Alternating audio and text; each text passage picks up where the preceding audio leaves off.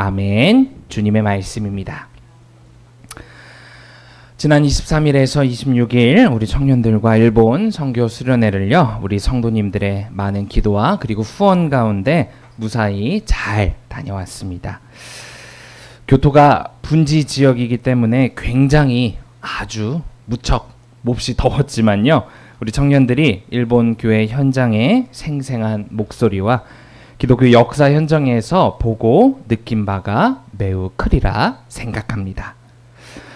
이번 수련회를 통해 무엇을 보고 그리고 배우는 것보다 더 중요한 것이 있었다라고 생각합니다. 바로 젊은 시절 우리 교회 안에서 서로 힘을 합쳐 무언가를 해보고 도전해 보았다는 것이 바로 그것이라고 생각합니다.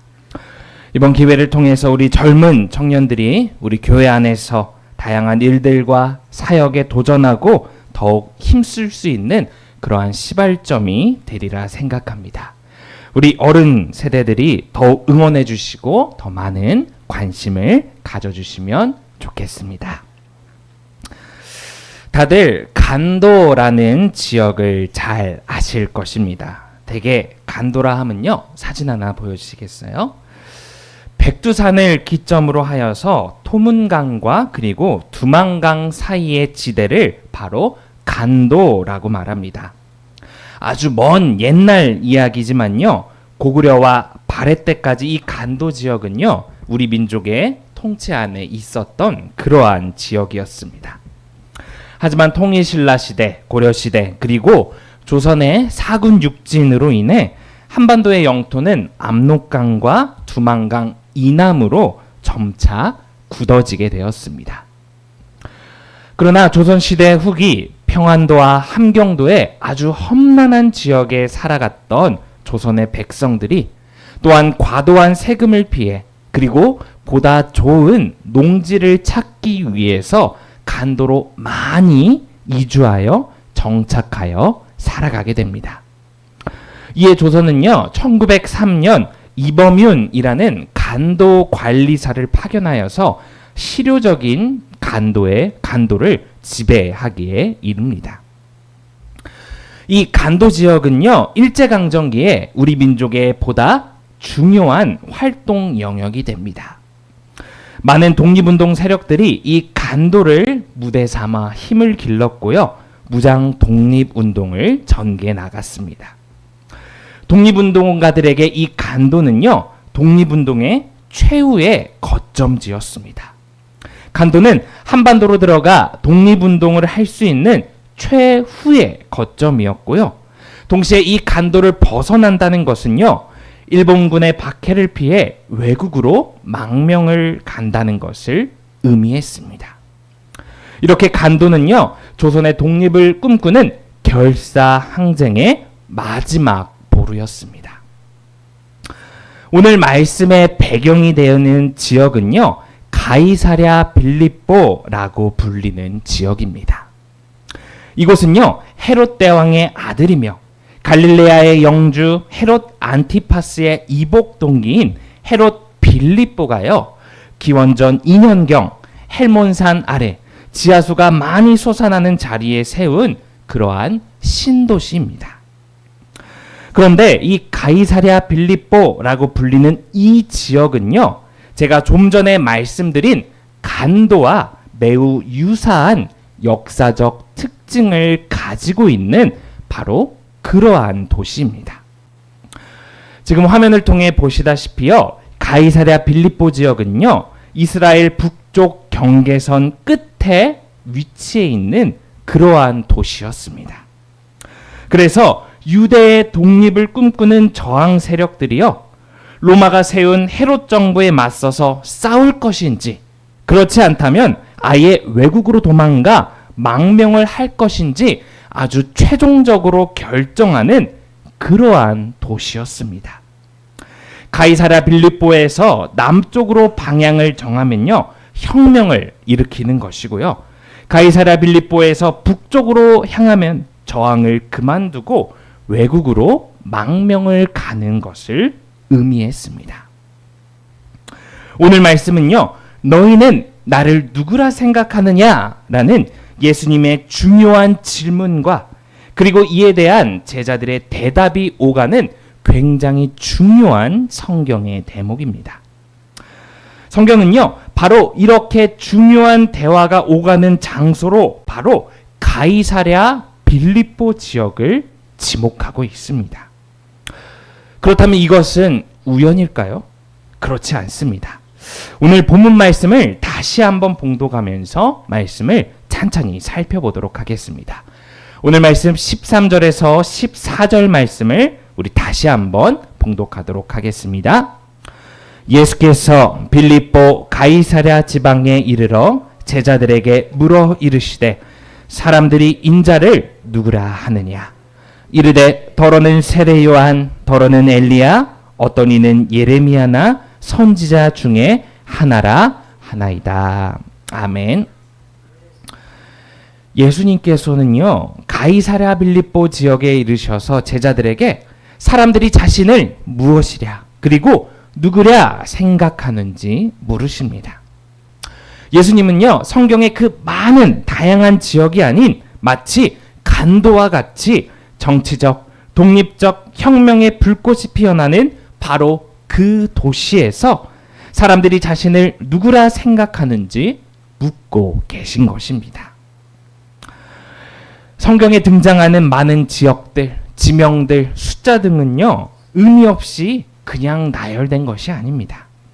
그 하나하나 성경 저자들의 치밀한 신앙적 고백과 그리스도를 향한 놀라운 증언의 신비를 품고 있는 것들입니다.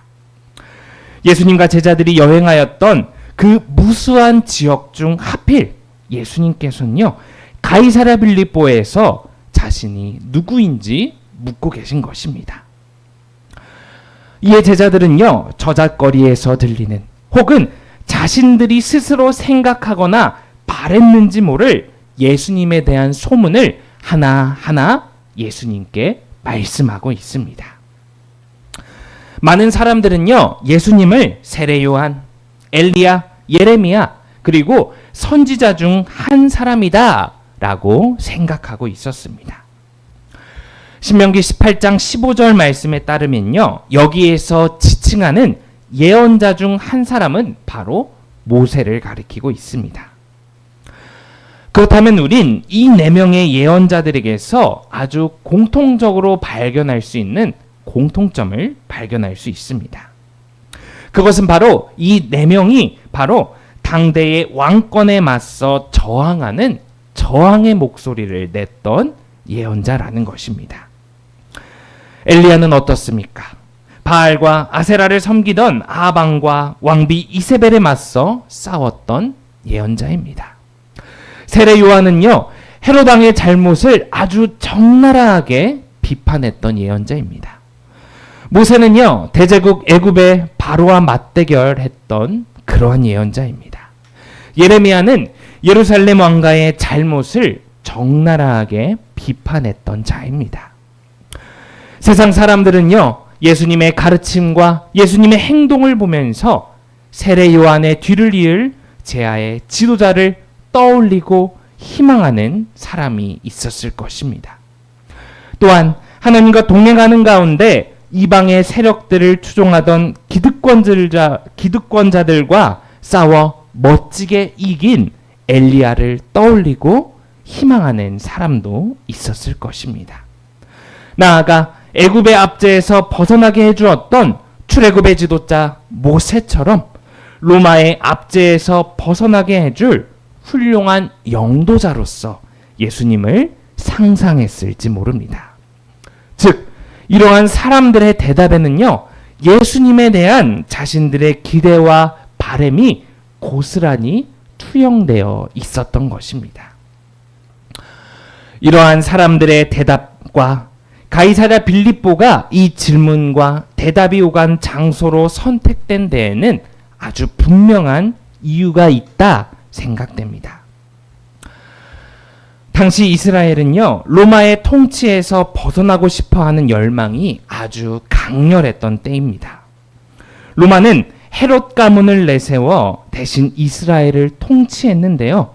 이에 헤롯 가문은 강력한 군사력을 기반으로 한 공포 정치를 자행하며 이스라엘에 대한 정치적 억압을 진행하던 시기였습니다. 또한 이뿐만이 아니라 과도한 세금 징수로 인해 경제적으로도 굉장히 어려운 시기를 이스라엘은 보내고 있었습니다. 이러한 역사적 상황 가운데 예수님에 대한 사람들의 기대는 어쩌면 분명했는지 모릅니다. 사람들은 예수님을 이스라엘의 새로운 카리스마적 왕이자 군사적, 정치적 강력한 지도자로서 예수님을 바라고 희망했던 것입니다. 그리고 그러한 열망이 가장 강렬했던 장소 중 한 곳이 바로 오늘 말씀의 배경이 되었던 가이사랴 빌립보 지역이었던 것입니다. 바로 그곳에서 예수님께서는 자신이 누구인지 제자들에게 묻고 계셨던 것입니다. 질문 속에는요, 답이 이미 포함되어 있는 경우가 굉장히 많습니다. 여기 소금이 있다고 가정해 보시길 바랍니다. 과학자가 우리에게 질문을 합니다. 여러분, 소금이 무엇입니까? 과학자가 질문하는 소금은 무엇입니까? 라는 이 질문에는요, 소금은 나트륨 이온과 염화 이온으로 이루어져 있습니다. 라는 답이 이미 그 질문 안에 포함되어 있습니다. 설렁탕을 먹는 사람이 우리에게 소금이 무엇입니까? 라고 질문한다면요, 소금은 설렁탕의 간을 알맞게 하는 그러한 용도입니다. 라는 답이 이미 그 질문 안에 포함되어 있습니다. 예수님의 이러한 질문에는 어떠한 답이 포함되어 있을까요? 가이사랴 빌립보라고 상징되는 자신들의 희망과 바램으로 바라보는 예수님의 모습은 바로 진정한 예수님의 모습이 아니다라는 것이 이미 그 질문 속에 포함되어 있지 않을까 생각합니다. 가이사랴 빌립보에서 예수님이 물으신 그 질문, 사람들이 나를 누구라 생각하느냐? 라는 이 질문은요, 우리와 멀리 동떨어진 그러한 질문이 아닙니다. 오늘날 예수님을 주님이라 고백하는 우리에게도 아주 동일하게 적용되는 질문입니다. 우리 신앙인들은 예수님을 어떻게 생각하고 있습니까? 당시 사람들이 자신들의 기대와 희망을 투영하여 예수님을 바라보고 믿었던 것 같이 지금 우리도 그렇게 예수님을 생각하고 믿고 있지 않는지 돌이켜 보아야 합니다.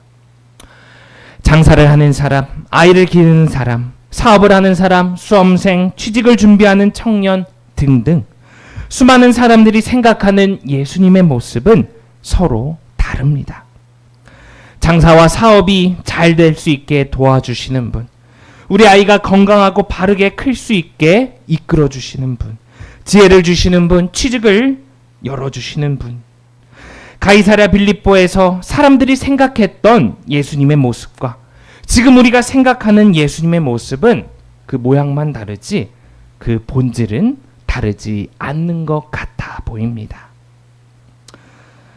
물론 주님이 우리의 삶을 좋은 길로 인도하신다는 것을 부인하는 것이 아닙니다. 다만 그 전에 전제되어야 할 것이 있습니다. 먼저 그의 나라와 그의 의를 구하는 것. 하나님을 사랑하고 이웃을 사랑하는 삶을 우리가 먼저 살아내는 것. 내 소유를 팔아 가난한 이들을 돕는 것 등등. 이러한 제자와 사도된 삶을 우리가 먼저 살아낼 때 하나님의 은혜로 주어지는 것이 우리가 흔히 말하는 복이지, 세상의 바람과 세상의 소망을 이루어주는 예수님이 진정한 예수님의 모습이 아니라는 것을 말입니다. 우리도 가이사랴 빌립보에서 주님이 누구인지 고민하고 있는 것은 아닌지 이 시간 우리의 신앙의 모습을 돌이켜 보아야 합니다. 제자들에게 다시 예수님께서 물으십니다. 너희는 나를 누구라 생각하느냐? 이에 베드로가 대답합니다. 주는 그리스도시요 살아계신 하나님의 아들이십니다. 여기서 만일 베드로가요 예수님은 그리스도이십니다 라고만 대답했다면요, 이 역시 다른 사람들의 대답과 다르지 않았을지 모릅니다. 베드로가 생각하는 메시아가 정치적인 메시아인지 군사적인 메시아인지 알 수 없기 때문입니다. 그러나 베드로는요, 살아계신 하나님의 아들이라는 수식어를 그 앞에 달아 예수님을 고백하고 있습니다. 제가 아직 결혼도 하지 않고 아버지가 아니어서 정확히 그렇다라고 말하기는 어렵지만요, 아버지와 아들은 매우 닮아 있는 것 같습니다. 아버지를 알면 그 아들을 알 수 있고 그 아들을 알면 아버지를 알 수 있습니다. 마찬가지입니다. 예수 그리스도의 삶과 가르침이야말로 하나님의 살아계심의 증표라고 바로 베드로는 예수님께 고백하고 있는 것입니다. 베드로는 예수님의 삶과 말씀 가운데 하나님을 경험했고, 이러한 경험을 통하여 예수님이 바로 하나님의 아들이라고 고백할 수 있었던 것입니다. 신앙인은요, 예수님을 내가 바라고 염원하는 기대를 투영하여 생각하면 안 될 뿐더러 우리의 모습을 통하여 하나님의 살아계심을 증언해야 할 의무가 있는 것입니다.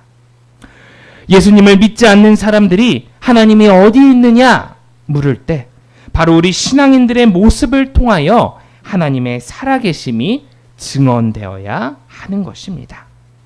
그리고 이를 직접 나타나 보여주신 분이 바로 하나님의 아들 예수 그리스도이신 것입니다. 우린 예수님의 말씀과 삶을 우리의 삶 가운데 녹여냄을 통하여서 그분을 따라가야 하는 것입니다. 우리의 스승 되시고 하나님의 모습을 삶과 말씀을 통해 보여주신 분이 바로 우리가 믿고 고백하는 예수 그리스도이신 것입니다. 말씀을 마무리하고자 합니다. 우리나라의 간도와 같이 정치적, 군사적 메시아를 염원했던 바로 그곳에서 예수님께서는 사람들이 나를 누구라 생각하느냐 묻고 계십니다. 사람들은 각기 희망하고 염원하는 모습으로 예수님을 말하고 있습니다. 우리의 모습도 마찬가지입니다. 우리도 우리가 서 있는 자리에서 우리의 소망과 희망을 성취하는 분으로 예수님을 고백하고 있는 것은 아닌지 돌이켜 보아야 합니다. 예수께서는 자신의 삶과 말씀을 통하여 당신의 아버지 되신 하나님을 우리 가운데 보여주셨습니다. 예수님을 믿는 우리는 예수님을 우리의 스승과 반석 삼아 하나님의 모습을 이 땅 가운데 우리도 드러나야 될 줄 믿습니다. 그렇게 예수님을 사모하고 그렇게 이 땅을 예수님을 믿는 그리스도인으로서 살아갈 수 있는 이 자리에 모인 우리 모든 창현교회 성도님들 될 수 있기를 이 시간 간절히 소망합니다. 아멘. 우리 함께 기도하도록 하겠습니다. 주님, 우리의 바램과 소망에 우리 주님을 투영하지 않게 하옵소서. 우리의 신앙이 가이사랴 빌립보에 머물고 있는 것은 아닌지 우리의 신앙을 우리가 돌아보게 하옵소서. 다만 아버지의 모습을 이 땅 가운데 보이셨던 예수님처럼 우리도 이 땅 가운데서 예수님의 모습을 이 세상 속에 보이며 살아가게 하옵소서. 이 모든 말씀 우리의 길이요 진리요 생명 되신 예수님의 이름으로 기도드립니다. 아멘.